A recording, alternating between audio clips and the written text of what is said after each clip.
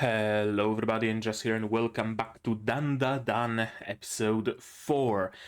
Sorry for the late update, for the late upload rather, but I had a doctor's appointment that ran kinda longer than I expected, so right now is about the only time, the first time that I can actually record, and I think my camera is a little bit too bright, maybe? I don't know. And yeah, I didn't want to record it tomorrow because tomorrow I have some friends over, so I might not be able to record anything. So if I'm a little bit sleepy and maybe yawning and stuff like that, do please excuse me. But I really wanted to get this video out. So, regardless of that, what happened in the previous episode? In the previous episode, we finally met the grandma. And what a grandma it is, with this pearly, crystalline laugh that she has when watching, what was that show called? Bakaoji? Something like that. Yeah, and she basically... Well, she didn't give us a training arc. That was kind of where things were slowly going. But rather she gave us some much needed information and much needed help, right? Well, first of all, she beat Turbo Granny, so that's already an achievement, and freed Okarun temporarily and shut him in some storage shed that's protected from ghosts and spirits, where he was able to just chill and eat without Momo having to constantly keep her exorcism up, or whatever it is that she's doing exactly. And the granny, of course, played a little bit of a cruel joke on Momo, alluding that Okarun might be dead. Thankfully not the case. We get a sweet Sun moment between the two of them, and then we learned from the granny that things are not going to be easy, because Turbo Granny alone is already a fairly strong spirit, but the strongest spirits there are location-bound spirits, the ones who got attached to some location somewhere in the world and are, kept in this world because of that. Possibly because if a spirit is attached to an item, you could destroy that item or burn it in holy fire or do whatever. But if it's a location, can't exactly destroy that, right? That's what I believe, at least. So those two merged, and that makes them much more powerful. Not only that, but Turbo Granny apparently resides outside of Granny's, Seiko's, sphere of influence, because every medium, or whatever you want to call them, has their own area, and that is not hers. So she can't exactly help them either. It's gonna have to be just Momo and Okarun to do that. And we can make them stronger, potentially, and one of the ways to win against Turbo Granny is to win a race against her, essentially, which Seiko believes that Momo and Okarun might be able to do together after some training. Unfortunately, we are not given any time for training, because while Okarun is trying to use the toilet, Turbo Granny appears, gives Seiko a bit of a nosebleed and ear bleed, and says, yeah, I'm not gonna give you time for training. Who do you take me for? See me tomorrow, or was it like today? This night, I think, something like that was the time frame. See me tonight, or I'm gonna start cursing people through Okarun, because I can do that. And also Seiko is gonna die if you don't do it, so you better fucking do it. And so they're gonna do it. With some help from Seiko, of course. They got battle armor, very nice Miko costume for Momo, some sort of a Shinto priest, I believe, costume for Okarun. I'm not like fully familiar with like Japanese native clothing and stuff like that, and also a supply of baseball bats, which are certainly gonna come useful. In the end, though, Momo decided to change back into her usual clothes because, as she proclaimed, fashion is the battle armor for Gyaru, and the Miko outfit is not in the least fashionable. So Okarun is gonna fight in his priestly outfit, while Momo is gonna fight in a pretty nice Gyaru getup. And that's where we're at. So in today's episode, I expect a fight with Turbo Granny. I don't expect that fight to be concluded. I don't think so. It would feel a little bit maybe a little bit soon. I'm not sure, honestly. Like, it's a big thing, Turbo Granny, right? And it's something that just kinda like connected them, and it's something that permeates the show so far, and it's something that gives Okarun his powers.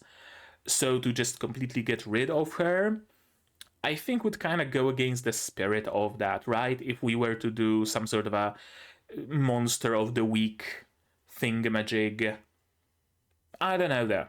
I don't know. Maybe they're gonna go for monster of a week, but with some sort of a twist, right? Like every monster they defeat gives them some sort of a power, and we're just gonna do a Ben 10 where Okarun can transform into all sorts of different monsters.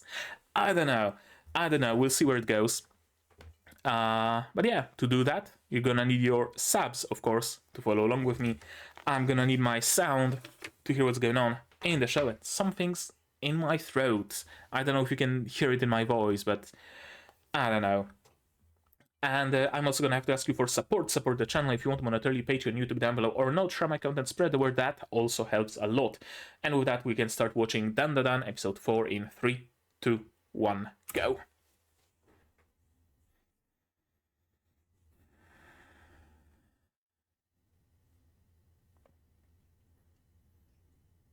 Kicking Turbo Granny's ass.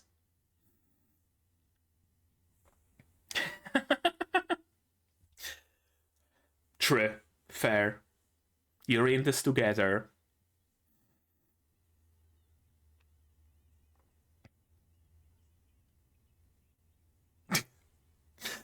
Not a serious moment between those two. Yeah, I mean, that would be a good start.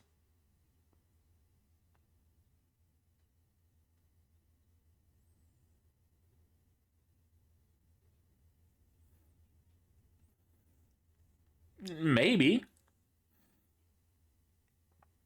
You don't have any sort of, like, seals from your granny, though. And that's what saved you from Flatwood's monster. That's not Turbo Granny, is it?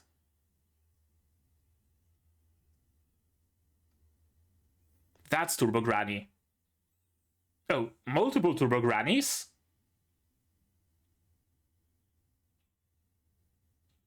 Huh. Well, there go the baseball bats.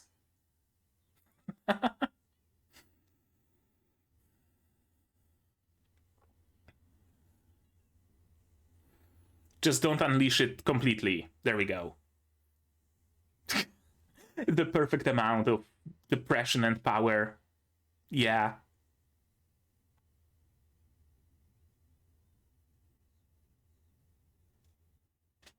Oh? I mean, it is Turbo Granny's power. Yeah, it stands to reason that Turbo Granny would have control over it.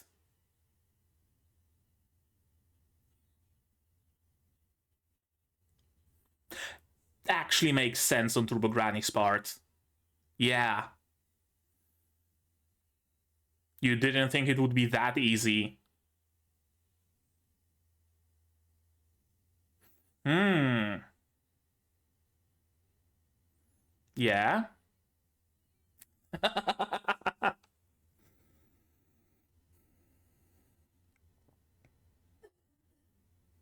True.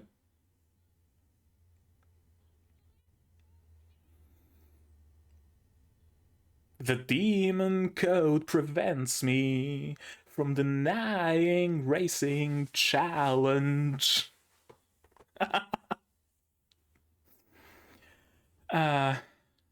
Basically.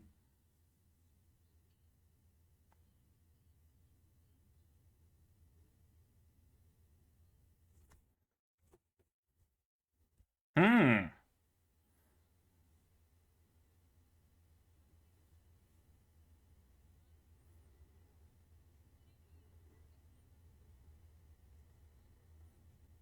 Yeah, that's a good approach.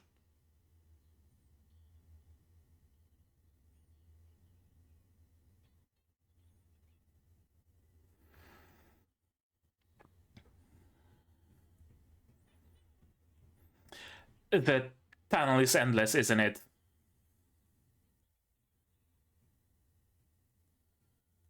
That's not how counting works. Yeah. Yeah, she's not counting right. You're correct here.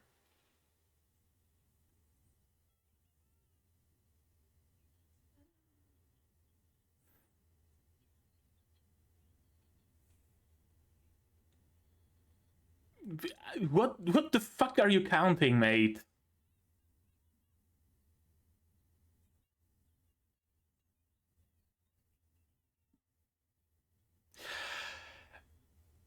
I mean, fair. Okay, so we're dealing with a genie warping the rules, warping the wishes. Yeah, I mean, you gotta be specific when dealing with demons.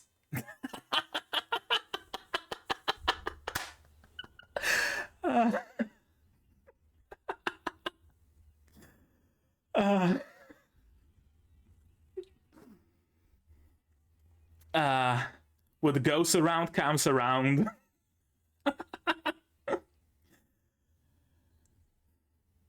Or because your teeth are your weak spot. And he's gonna get his powers back.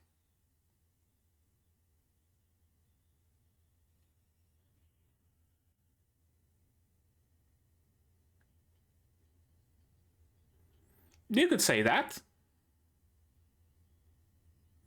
That's a nice look for Turbo Granny. Oh?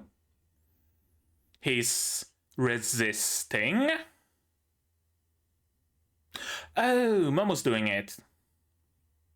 Hmm. Right.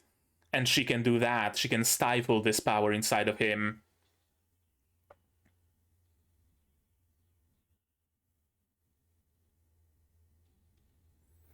Can she smother it completely? Or just about enough to return Okarun to normal?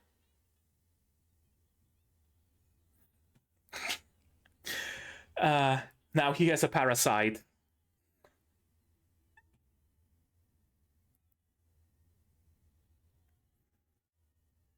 Uh, Turbo. Oh, location bound spirits. I thought it might be like Turbo granddaughter or something. Oh, now we're getting opening. Okay. Over 6 minutes in, we're getting the OP.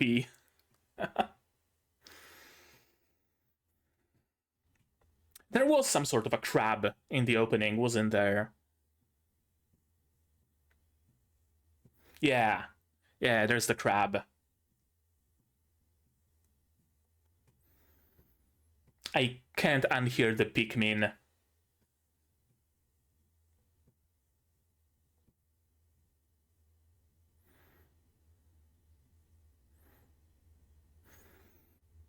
I can't wait for Call of the Night Season 2. If only for Creepy Nuts music in it. God, I hope they still score Call of the Night. I mean, the show is. And the original manga is named after their song. They gotta. That's another crab.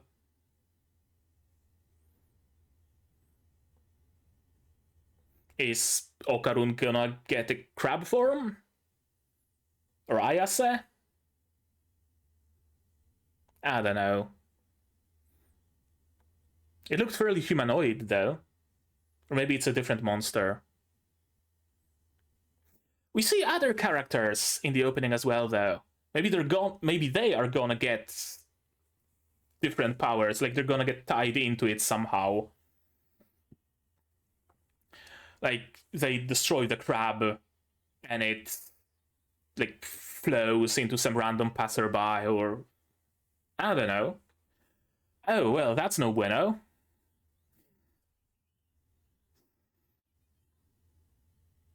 I love the worm granny. Yeah, not just the curse, the full granny. In the nick of time. I love the like stop frame. And I love the music. Also makes for a nice handle.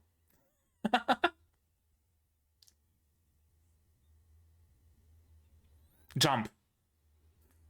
That also works.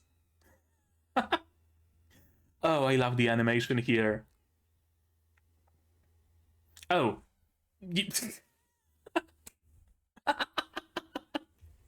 Well, that was a short-lived power.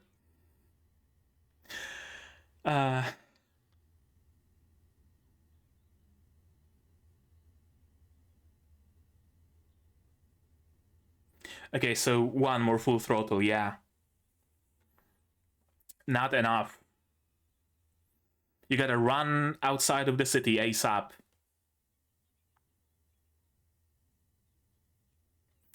First person perspective. That's cool.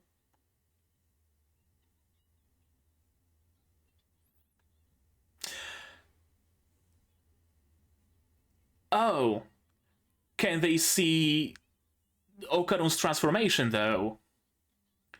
Or does it just look like a random boy giving a piggyback to a random girl? The reaction was pretty mild for someone who has like a mouth guard, right?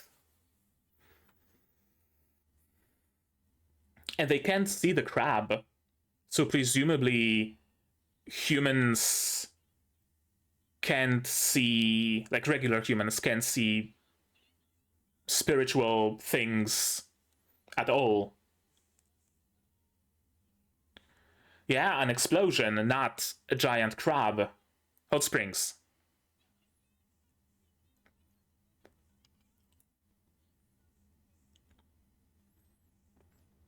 You're gonna boil the crab?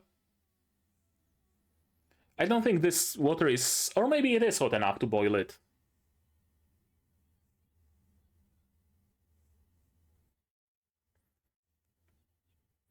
Oh, warm it up just enough to stiffen? Yeah, no... Oh, it's boiled. Well, dig in.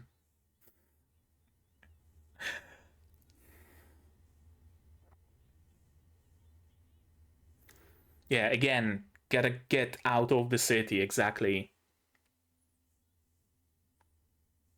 That's a lot of people. People? Zombies? Ghosts? Puppets?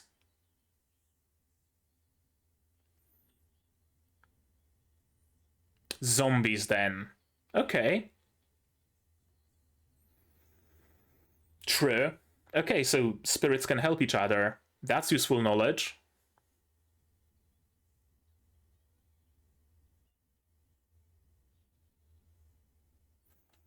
And the crab is alive, after all.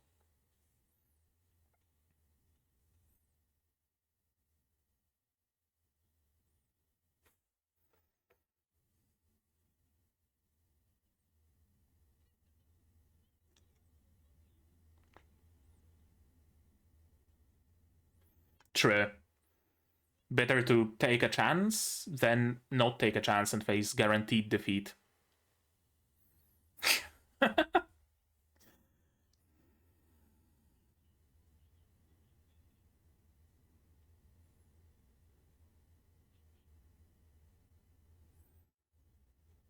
Do what?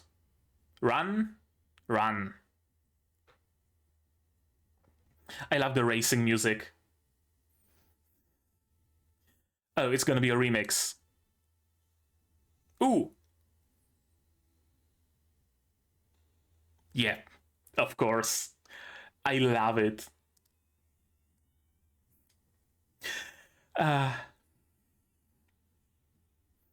Right, Momo can help them with her psychic grip. Yeah, they really work well together. Okarun's legs, Momo's arms. They make a pretty mean superhuman together.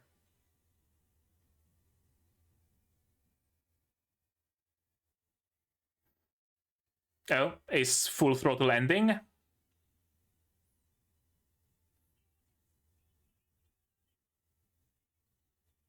Holy shit. I'm loving the animation. Yeah, just fling yourselves. How are you gonna land, though? With Okarun no longer henshined. Yeah.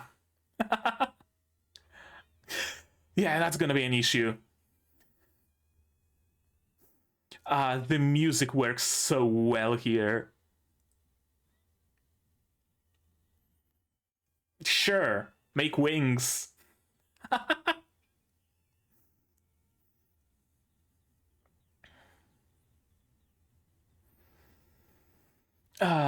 It's such a bonkers mad show.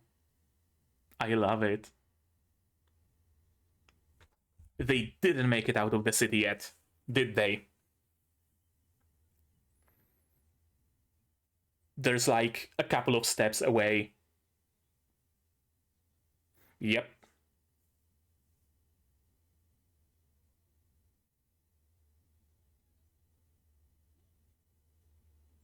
Oh, well, shit.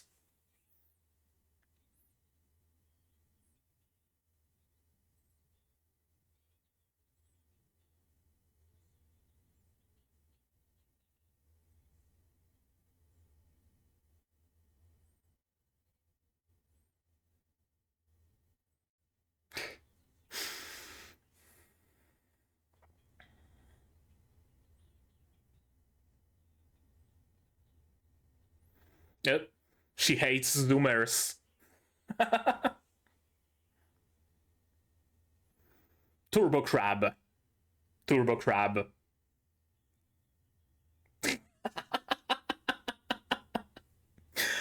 uh,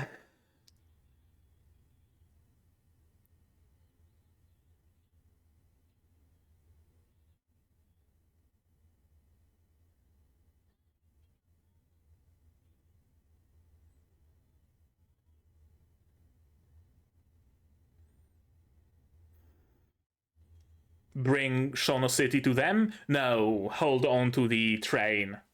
That's also a plan.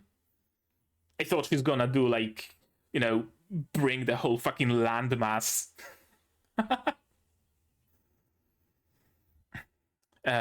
Right, is the train faster than Turbo Granny?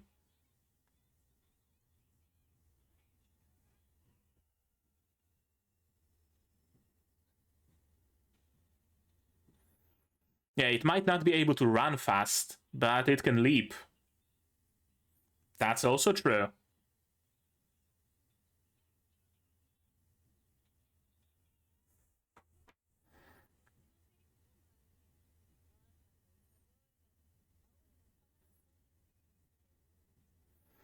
Decent CG work on this crab, by the way. Oh! Hello. That's a lot of seals.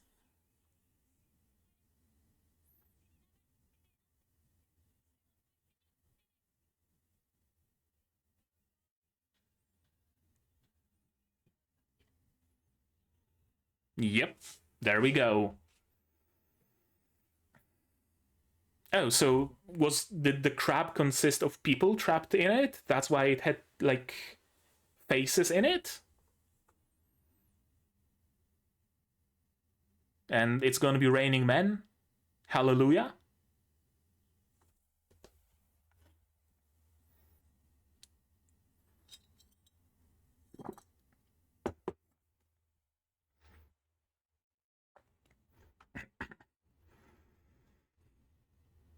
Gotta grant them that. That was a solid plan. I fully expected Seiko to not actually get involved, but she did. Cool.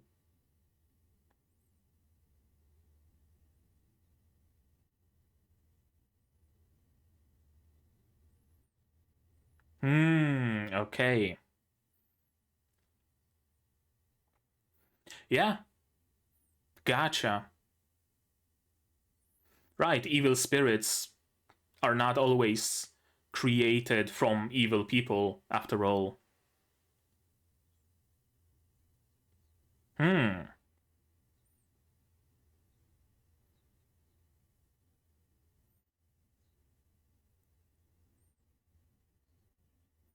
Yeah, that's also true.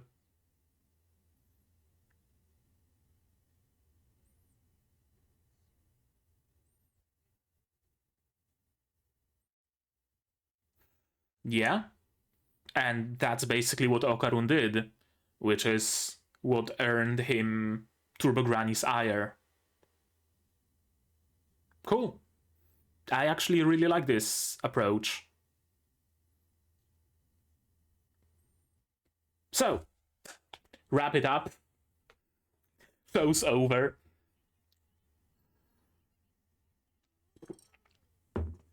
Bakatono. Ah.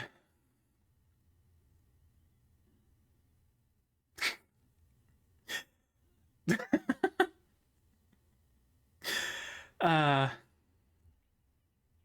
they really are related, aren't they?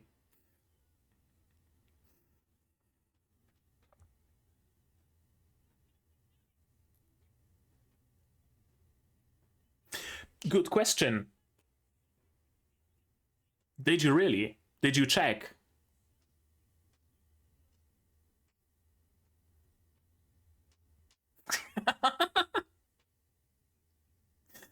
uh, yes. Yes. Uh, this family is insane and you're marrying into it, my dude. Get used to it. Uh,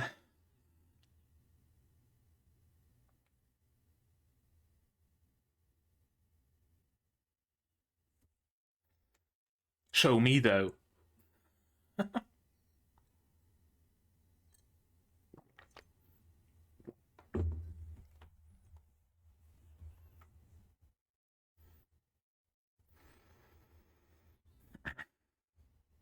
So what? No more turbo transformations? No, not a sayonara. See you.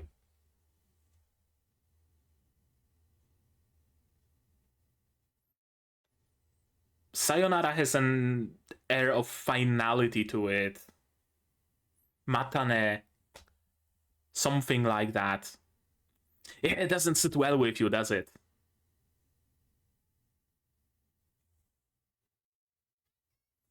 Mata ashita. Yeah, that works much better. Uh, such a cool moment. Such a cool moment between them. And that's the episode. Alrighty.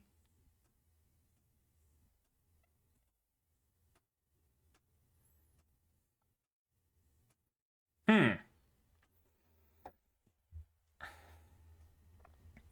Okarun's transformation is shown fairly prominently in the opening. Is he actually gonna lose it? without Turbo Granny, without her curse, he's not gonna have this power. So...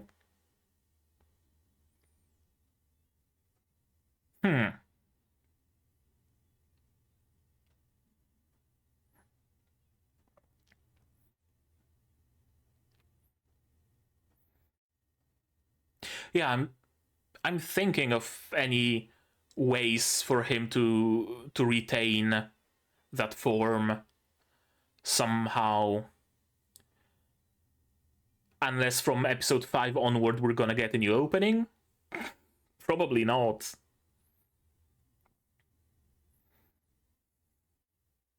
Oh, that's the crab with faces.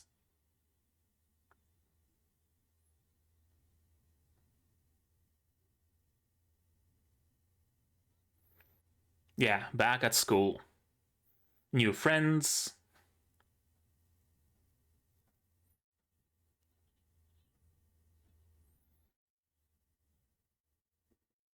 Oh, he got back his banana organ but lost his balls.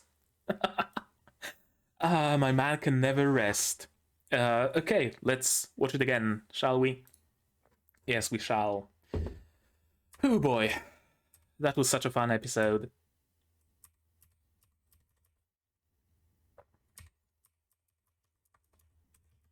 I initially thought that this is something else, that it's not Turbo Granny, because, I mean, Turbo Granny has a red face and white hair. This has tan face and blonde hair.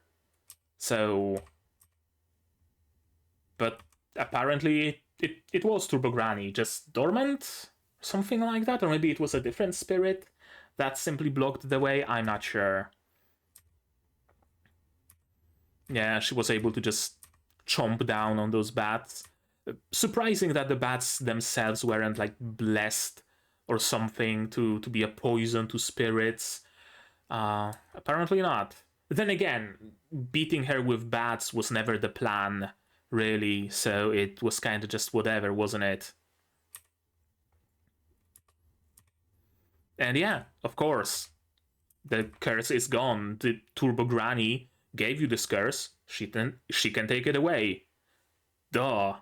It's obvious in hindsight, isn't it? And yet unexpected. And yet unexpected, because that's not what media like conditioned us to expect, right? Usually media conditions us to expect that someone is using the power of the curse to beat the bad guy who cursed them, right? They took something evil and turned it to the power of good, or whatever kind of morality you want to give it, and they beat the bad guy with the power of their own curse, essentially, right? But it actually makes so much sense that the one who cursed them can just uncurse them and take their power away. Again, duh, so obvious in hindsight. Cool, I like it. Yeah, I won't let you do it. What made you think that she will? That's such a cool scene. Momo standing here in the middle, her like, taking the power stance, her legs wide, her arms wide, hair billowing in the wind, and those two mouths closing in on her. And this twist and a gleam in her eye. It's not on ones, is it? It's on... Yeah, it's on twos, but with this, like, every other frame kind of movement.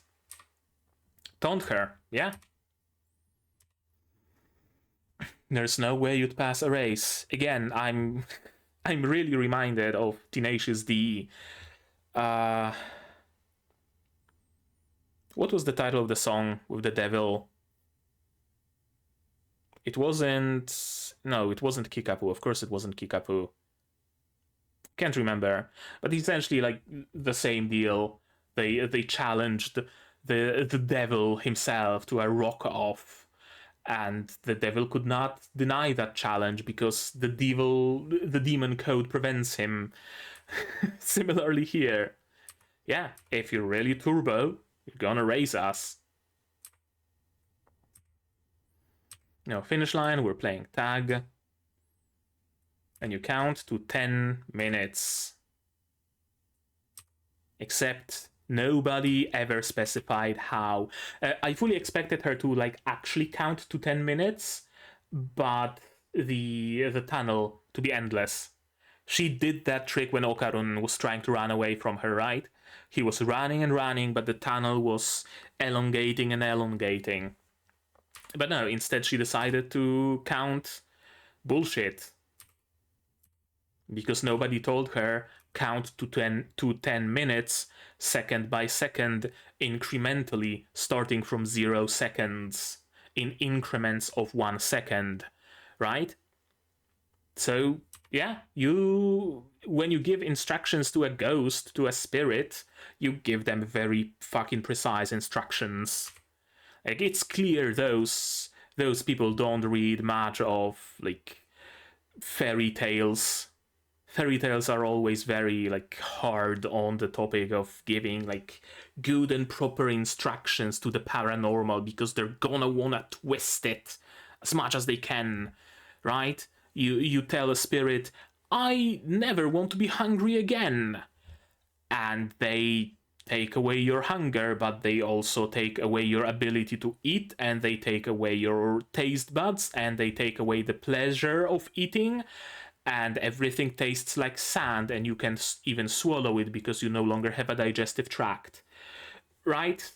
That's how it works in fairy tales, and it's really clear they're not familiar with the topic.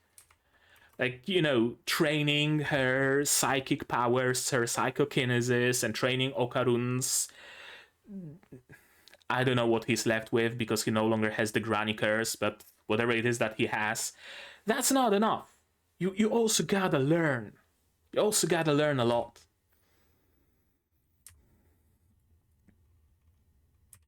I mean, she's at least gracious enough to count 10 minutes separately for them both, so.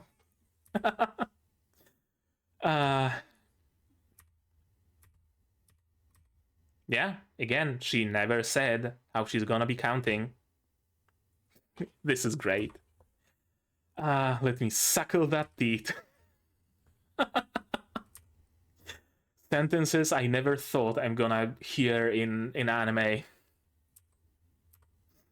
I mean, it would make sense that that would be her weak spot. I mean, she offered it herself, so presumably it's an equal exchange. She gets the banana organ and he gets the teeth. So so maybe it also contains her power. You aren't connected to some sorcerer. Very interesting that she would use the term sorcerer and not medium or psychic or exorcist or anything like that. Sorcerer. Which tells me that either Turbo Granny remembers the days of yore when there weren't any mediums and psychics, there were mages and sorcerers, or sorcerers exist and are a completely separate thing. Sorcerers and sorcery and magic exist. I mean, it really wouldn't be too outlandish for the show, would it? Spirits exist, cryptids exist, aliens exist. Why not magic? Why not sorcery? Why not Maho Shoujo? And let's throw in Kamen Rider to boot. Why don't we? Let's make fucking Sasaki to Pichan out of it. It actually wouldn't be out of, out of character. No. It actually wouldn't be against the established rules of the world. That's how I'm gonna say it. It wouldn't be out of character for this show.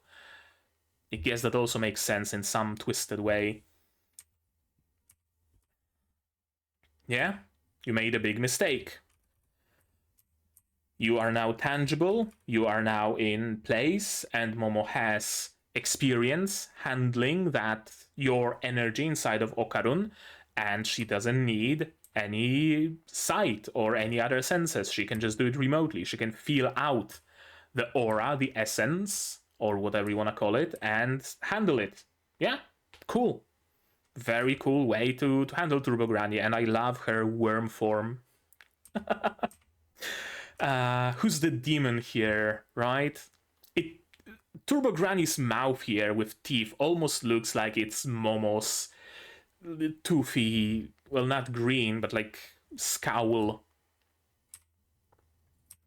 Give Granny back. Yeah, I expected Turbo Granddaughter or Turbo Children or something like that. I did not expect a crab. I did not expect a crab. I did not expect the location-bound spirit to be separate from her. From what Seiko said, they are merged, essentially. So I guess they're not? I don't know.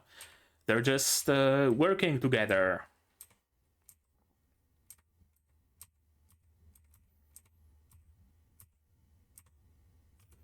Yeah, this thing looks crab-like.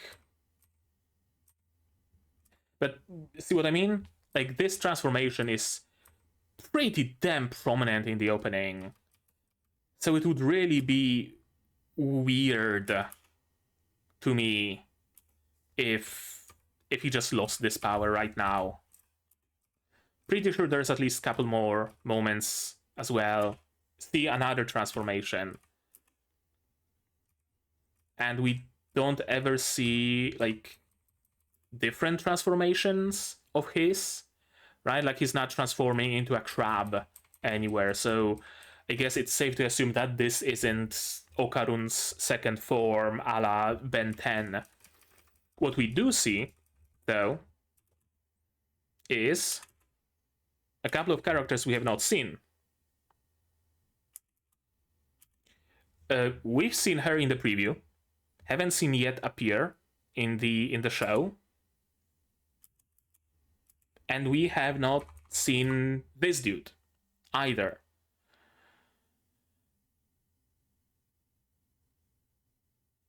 What's that mean for us, though?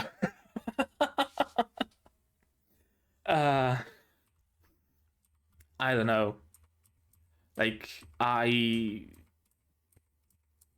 right, okay, I understand my train of thought. Okay, I thought that Okarun took the granny curse and turned into a granny. So maybe he's gonna get the crab curse instead, and gonna turn into a crab. But then I thought, no, he's probably gonna keep the granny curse somehow, which doesn't mean that anybody has to turn into a crab whatsoever, right? That's not the implication here, but it was the implication in my mind. So I was looking for people who might be turning into a crab, which doesn't make any fucking sense because the crab is dead. So this is probably just some random alien that appears at some point. Yeah, I got a bit of a brain fart. Did I mention that it's late? They turn themselves into freshwater crabs to cross the river Styx. Sure. Let's throw in some Greek mythology into it, why don't we? Greek, right? Not Roman. Roman, no. Greek. Yeah, Greek. Because in Greek mythology there was like Charon and Zeus, right? And Hera. Meanwhile, the Roman mythology had planets essentially, right? Jupiter, Mercury, Venus. Yeah, Greek mythology. Okarun, time to transform. And yeah, just in the nick of time. This is such a cool scene. This like freeze frame, it's great. Such a, dynamic pose and a dynamic shot. Amazing. I really love cinematography in this show. I really do.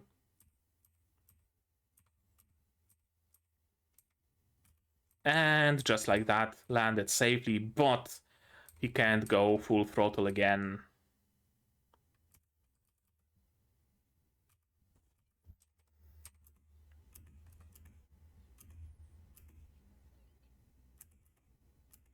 Was that he's totally giving a piggyback ride? What dedication so hilarious? I don't think that would be people's reaction if they saw someone running around with a huge fucking mouth guard and being chased by a crab. Is like anything spiritual invisible to regular people? Do they see like do they not see the transformation? It's just Okarun being Okarun with Momo being Momo on her back, just randomly running through the city. Is that what normal people see? Because if so, that would be hilarious. Like imagine Okarun transforming and trying to intimidate someone and doing the pose, and they just see him without transformation, just behaving like a total and complete fucking fool.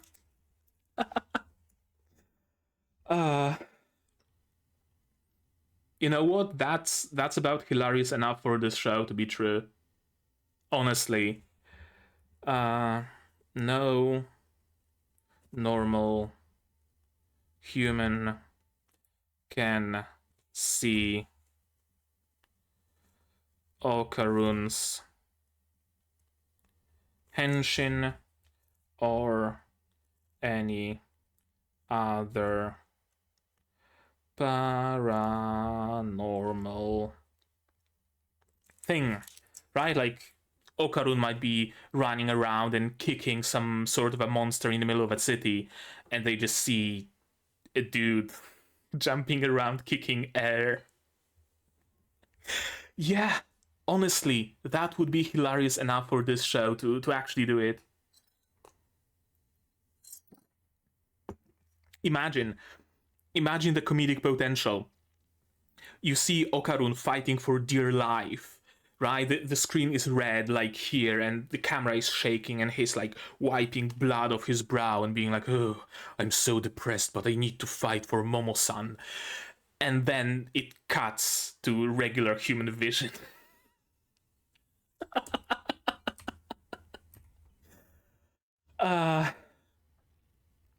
That would be amazing.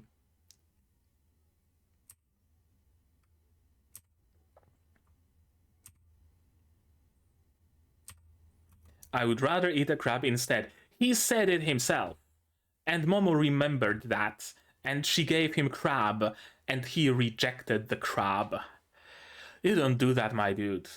A girl wants to feed you, you eat that. You eat it. Healthland. Is it... Okay, it's a manga cafe. I thought it might have been a laugh hotel or something, but no, just a regular manga cafe.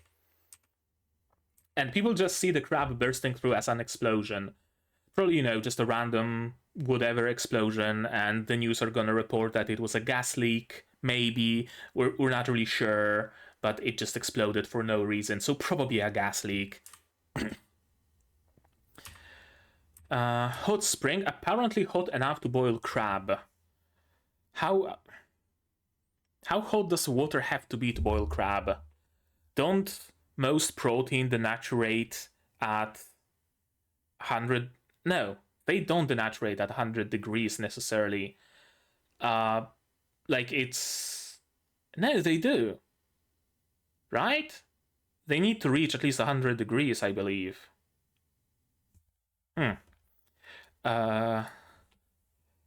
How hot does a crab need to boil?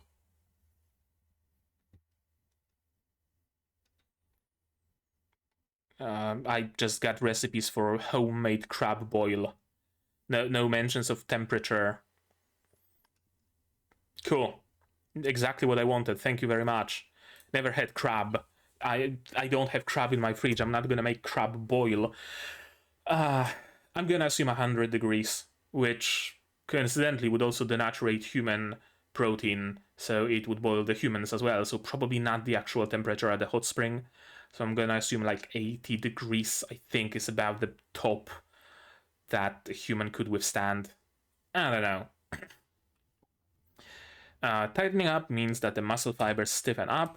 Yeah, it did slow down, it did stop, but then magically it resurrected because, I mean, it is magical. You shouldn't really treat it as a blood and, you know, blood and muscle kind of a creature, should you? I love the worm form. Giant cemetery at the edge of Shono City borrowed some help from the spirits already resting there. Right. Cool. It's a very interesting tidbit that spirits can cooperate as well. Or maybe it is that stronger spirits can control lesser spirits to some degree. Maybe more something like that. Oh, that's an image. Trust me, yeah? Yeah, we get a better. Now, I think it's later that we see get a better shoot at its transformation as the teeth come in one by one. I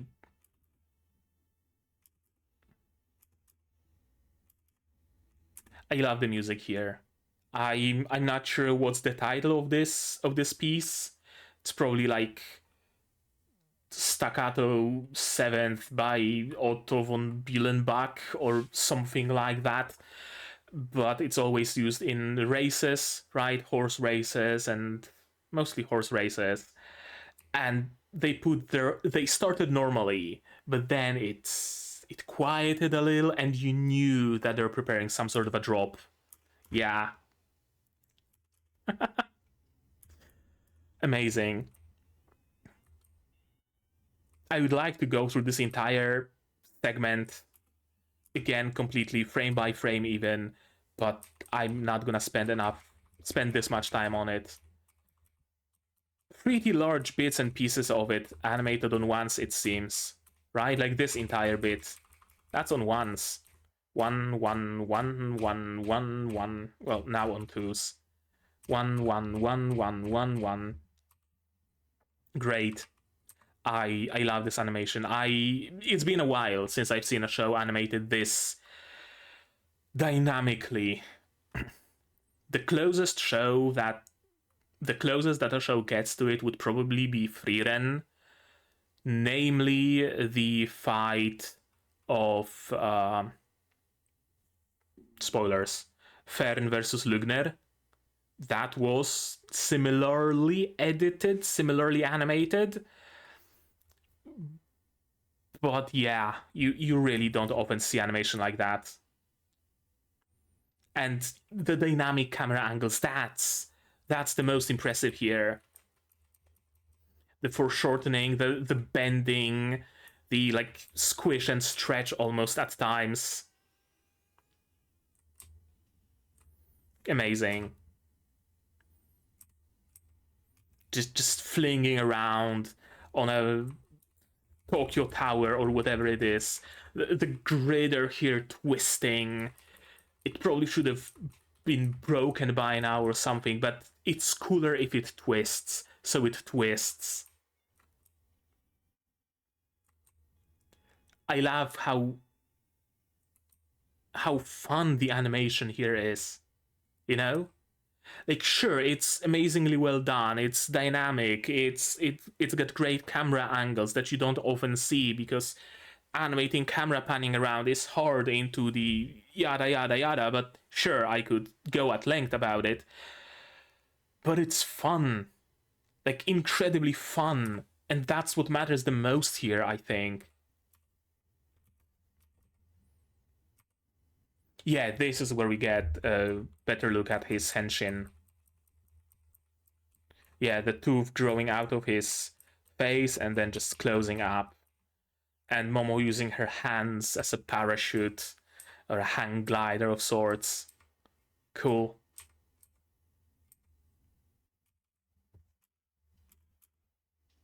Yeah, Turbo Granny ain't no pushover. I like it actually. I like that the Turbo Granny can hold her own in a fight, like melee combat. Mad respect for that. Yeah, Turbo Granny doesn't like Zoomer speak. Oh, that's an interesting form, isn't it? Entirely CG? I think so. They at least don't seem to be doing the mistake of animating it on ones. The hair is animated on threes even.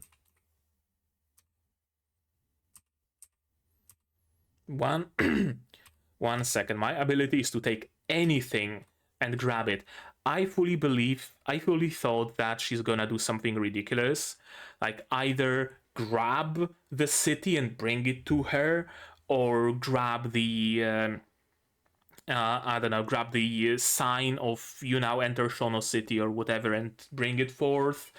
Or since she can grab invisible things, she grabs the very like border of the territory and brings it forward, or something like that is what I expected. But she's probably not powerful enough yet. Another freeze frame. I love their use of freeze frames here. Gives us just that nick of time to realize what she's about to do, and then she does it. Cool. Turbo Granny used to be called 100 Kilo Granny, right, taunting her continuously. Again, decent CG job. I'm not sure of those like boils and shit on her limbs. Or rather, I'm not sure of it. This is probably what gives away the most that it's CG and not hand-drawn. Because if it was hand-drawn, nobody would bother drawing that shit. It would just be a plain claw with just a plain color, or maybe it would have some like lines vaguely suggesting an uneven surface, but nobody would be drawing so much. So it's either pure CG, or it actually might be rotoscoped, because the legs do look CG. The legs do look drawn. So it either could be rotoscoped, or they just CG'd the arms and the hair, and the rest was left to the artist. The mouth also looks drawn. I am not sure, actually.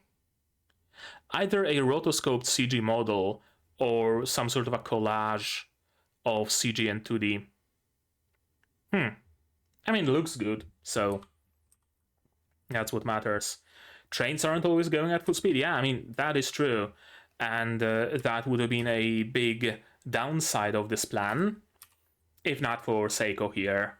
Again, amazing pose, standing in, complete control of the situation, the nails nailed into the tracks. Such a great image. And we also get a slow zoom in on her. Yeah, fast zoom in, and then we slow and we zoom in even further. And the music is amazing. I love the cinematography in this show. The cuts, the specific camera angles, and the composition is great. Also, really cool difference in color-wise, denoting clearly the border between the dangerous territory and the safe territory, right? Red versus blue. I win. And she bursts, or the crab bursts into bodies. I thought that maybe the crab consisted of like human bodies, right? It absorbed them, ate them, or whatever, and they're now gonna be freed. Suddenly there's gonna be a bunch of news on the newspaper and on the TV that, 50 people that were thought to be missing suddenly were found, or something like that. But apparently they are spirits as well. Ghosts, souls of tortured girls, basically. Yeah, this is where girls around your age were violated, cut to pieces, and tossed away. That's why the tunnel is closed. They didn't become evil spirits because they wanted to. Yeah, I actually really like this approach. Evil spirits are not always born of evil people. Evil spirits are born of any sort of thing. any sort of attachment, any sort of negative emotion, any sort of emotion. An evil spirit can be born of love. An evil spirit can be born of laughter, right? An evil spirit can be born of sadness, which isn't an evil emotion at all, right? I like it. Granny always showed up in places where spirits of girls met irrational deaths. Yeah.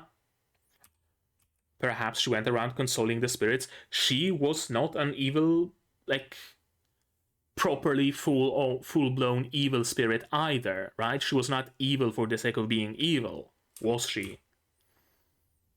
But the truth is, the dead shouldn't assault the living. It's not a situation where they are fighting some sort of an evil force, right? Because spirits are evil and they want to take over humanity or something. No. What they're doing is akin to, I don't know, shooting a rabid dog, right? Like, it sucks that you have to get rid of that dog because it became rabid, because it maybe have rabies, or maybe it's whatever. It's a danger. You don't want to do it because it's someone's pet. Someone loved that dog and you would rather help, but you also have to protect whatever people are around, right? Like, you don't want your child to be bitten by a dog with rabies. You don't want the passerbys to be attacked by a rabid dog either. So you gotta do a thing that sucks for the sake of the greater good, essentially. Right? Or getting rid of vermin, quote unquote. I don't know, wild hogs that enter people's fields and completely mess them up, eating all the potatoes and ruining the rest. Right? Like, they're just trying to do their thing. They're just trying to survive, but at the cost of the harvest, at the cost of food being put on people's plates. So you gotta get rid of them somehow. The same goes for spirits. Sure, they might be good at heart. They might have been created through unfortunate circumstances, but ultimately they are a danger to humans. Or rather, if they are a danger to humans, any kind of sobby backstory stops to matter, and we gotta eradicate that spirit. It sucks. We'd rather the spirit not attack humans and just lived on its own, minding its own business, but it decided to harm the living, so it needs to go. But also a very good point. The same goes for the living. They should never do anything to mock the dead, right? Which is, again, exactly what Okarun did. He entered the tunnel thinking, or Momo ordered him, quote unquote, to enter the tunnel in a way of mocking the dead, right? Like, oh, spirit, that's where the spirit is. Go and meet the spirit. You're gonna see that spirits exist. And it was not a good reason to enter that tunnel. It absolutely was not. It was a mockery of the dead. It was trampling into their territory disrespectfully. Absolutely. Those are the rules for the living and the dead to coexist, yeah. I like it. I really like this lesson here, this ending. So I can only assume that from now on it's gonna be the evil dead, the evil spirits that come attacking them, and they have to defend themselves, right? The same goes for aliens, probably.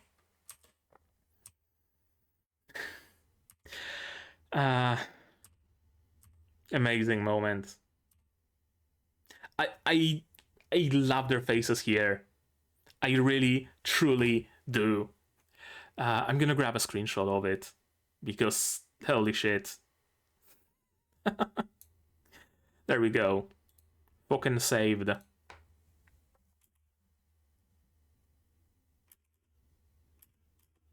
And how the mouth moves entirely with the crab leg in it.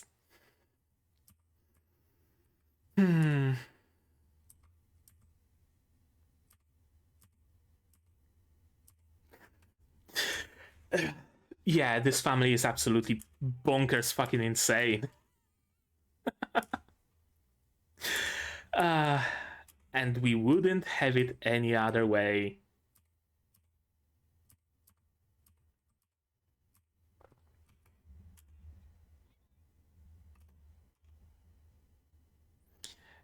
Yeah, sayonara. Doesn't feel right, does it? Yeah. See you. See you tomorrow. That works much better, doesn't it? Okarun just made a friend.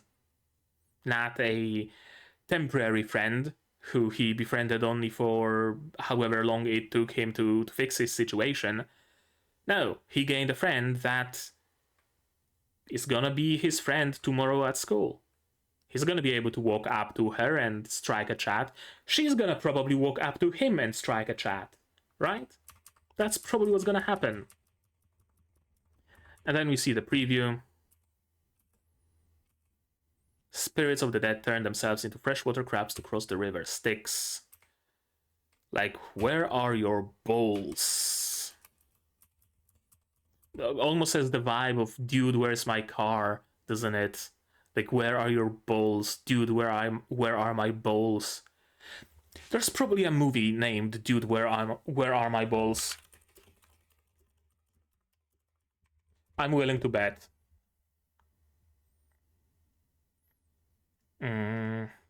Maybe not. Maybe not.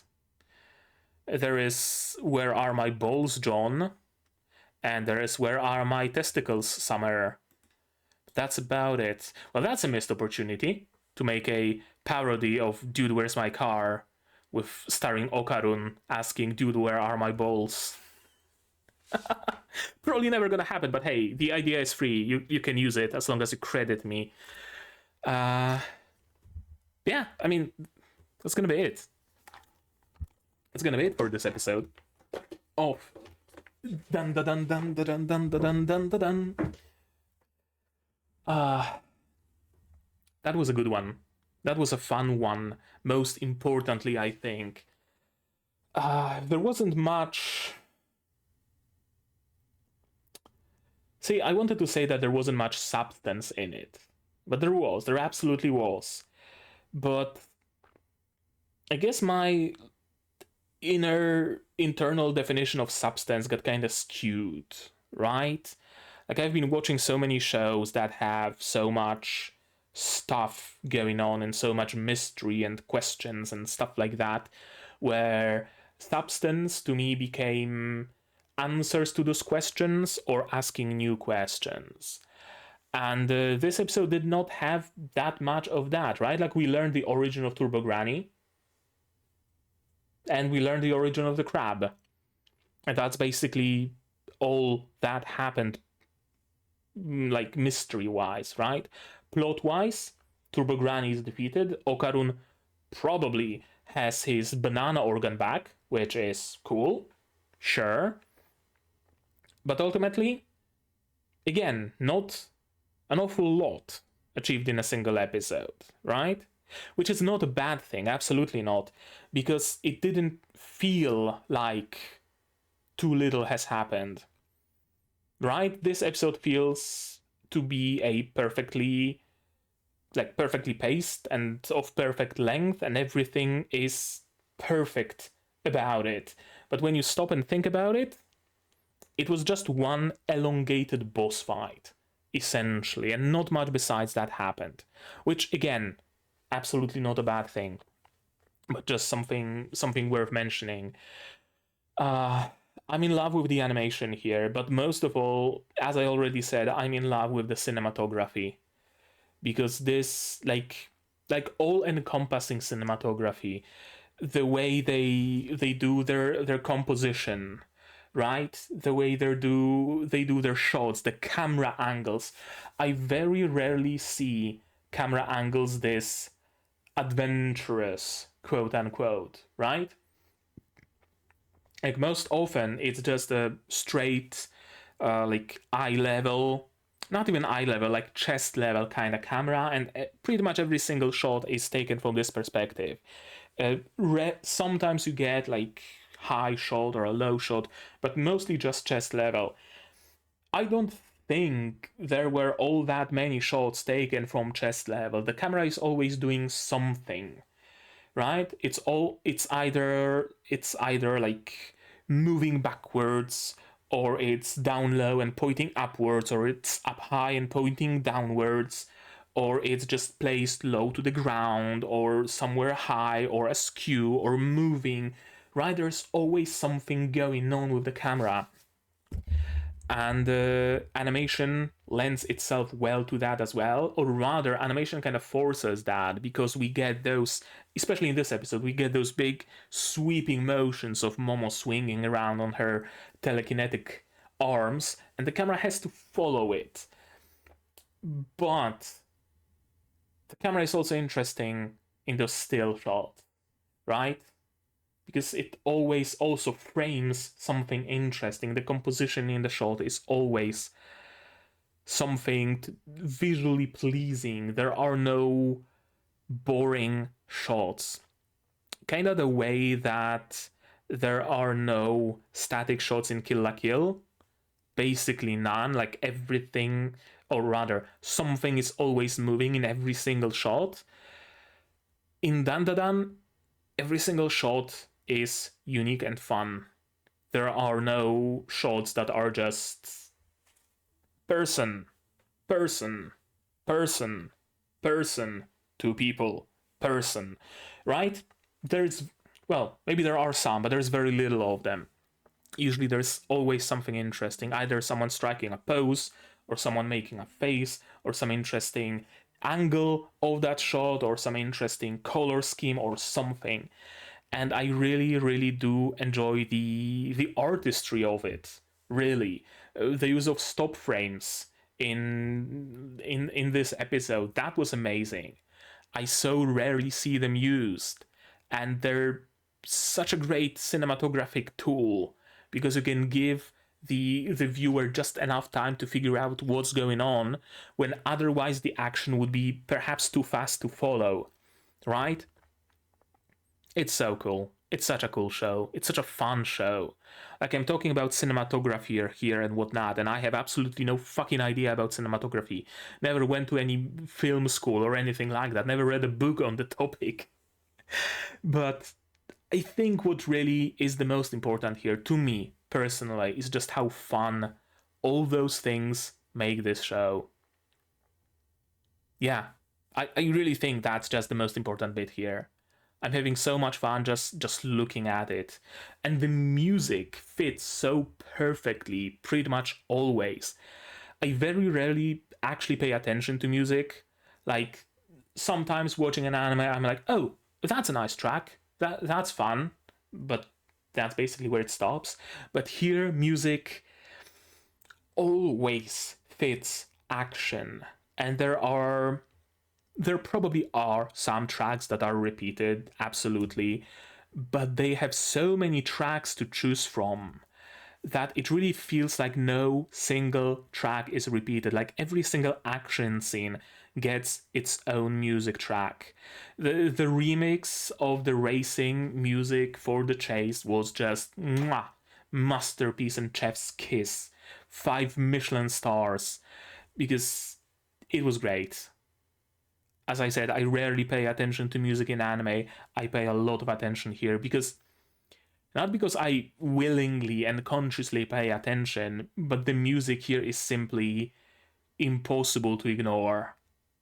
And that's great. I love it. I love the whole thing. The characters, the story so far, although I'm having trouble figuring out where the story is gonna go from now on, without Okarun having his superpowers, that's gonna make getting his balls back a little bit harder, isn't it? Unless, again, he's gonna get some other superpower, or maybe there are like remnants of granny power still inside him, or something or other happens. We don't know that. We're gonna learn about it in the next episode. We're gonna meet a new character as well. So that's gonna be interesting, because I really thought that we're gonna focus like solely on Okarun and Momo for a large majority of time, and maybe we're gonna introduce a new character once the Okarun Momo dynamic maybe not becomes stale, but stayed with us for long enough that we could use someone else added to the cast.